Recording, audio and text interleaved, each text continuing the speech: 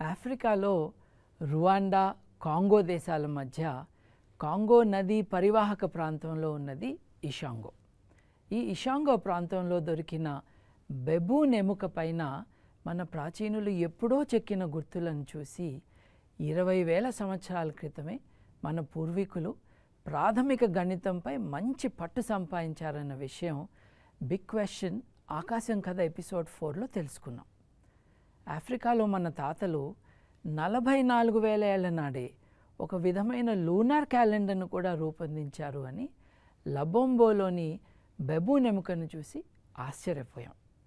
అలాగే చంద్రుడి కళలను కనీసం 20,000 ఏళ్లకు పూర్వం మన పూర్వీకులు గమనించారని, వాటిని 29 చుక్కల రూపంలో ఫ్రాన్స్లోని లాస్కో గుహల్లో చిత్రీకరించారని కూడా మనం అబ్బురపడ్డాం.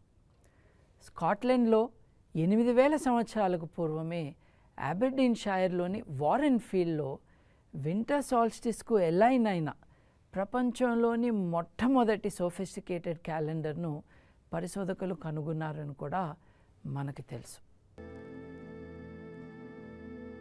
అంటే ఇవన్నీ మనకు తెలిసిన Sumeria, Egypt, Mohenjodaro, Harappa, Greek, Roman నాగరికతల కన్నా ఎంతో ముందు మానవ చరిత్రలో జరిగిన అద్భుత పరిణామాలన్నమాట.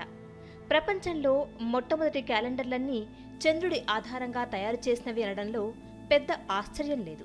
మరి అప్పటి మనిషికి కాలాన్ని కొలవటానికి అందుబాటులో ఉన్నవి పగలు, రాత్రి, చంద్రుడి కలలే కదా.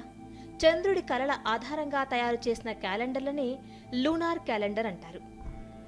అవును, గుండ్రంగా ఉన్న చంద్రుడి బింబం మనకు ఎల్లప్పుడూ గుండ్రంగానే కనిపించాలి కదా, ఎందుకు కనపడదు? ఇంతకీ చంద్రుడి కళలు అంటే ఏమిటి?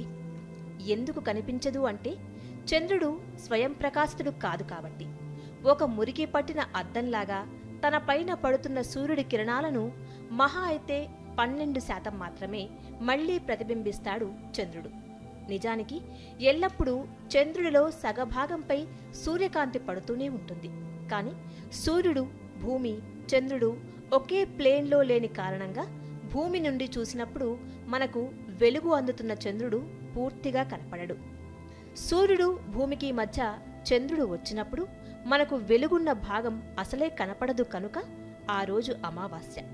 చంద్రుడు తన కక్షలో తిరుగుతూ కొన్ని రోజులకు ఆ స్థితికి వ్యతిరేక దిశలో ఉన్నప్పుడు సూర్యుడి కాంతి పడుతున్న సగభాగం మనకు పూర్తిగా కనిపిస్తుంది.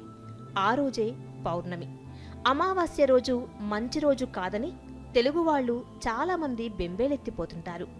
హేతుబద్ధంగా ఆలోచించేవారికేమో అయ్యో పాపం, ఎందుకు భయపడుతున్నారబ్బా అనిపిస్తుంది. ఒక విషయం మీకు తెలుసో లేదో, తమిళ దేశంలో అమావాస్య మంచి రోజు. అయినా మంచి రోజులు చెడ్డ రోజులని ఉంటాయా? ఉంటే ఒక భాష మాట్లాడేవారికి ఒకరోజు, ఇంకో భాష మాట్లాడేవారికి ఇంకో రోజు మంచివి చెడ్డవి అంటూ ఉంటాయా?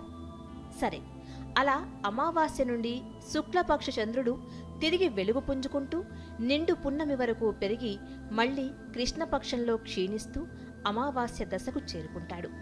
ఈ వెలుగు నీడల మార్పులనే చంద్రకళలు, ఫేజెస్ ఆఫ్ ది మూన్ అంటాం. అలా ఒక పూర్తి సైకిల్ జరగడాన్ని భూమిపై నుండి చూస్తే చంద్రుడు తిరిగి తన పాత స్థితికి రావటానికి పట్టే కాలాన్ని సినాడిక్ పీరియడ్ అంటారు. భూమిపై నుండి చూస్తే చంద్రుడి సినాడిక్ పీరియడ్ 29.53 రోజులు.